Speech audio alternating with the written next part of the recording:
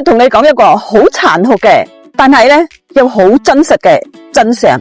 人喺低谷期啊，係完全冇貴人噶。你欠債、失業、冇工做、冇收入，日日喺度睇短視頻，仲想有個貴人幫幫你咩？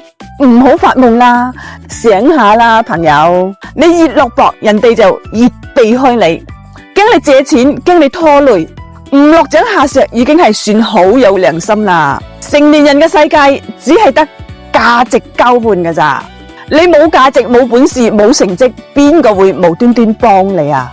冇噶，想零成本能夠翻身，唯一嘅一條路就係拍下短視頻做自媒體，一部手機就得噶啦，二手嘅都得，可以先用個水樽當支架，唔使咩設備，亦唔使話俾錢去賣廣告，又唔使有啲咩人事關係，面皮厚啲，膽大啲，執行力強啲，講下你個經歷，曾經點樣跌倒，又點樣捱過嚟，一定會有人同你產生共鳴噶。等你做出咗成績，賺到呢個啦，貴人呢自然就會走埋你身邊啦，同你傾合作，同你一齊賺呢個。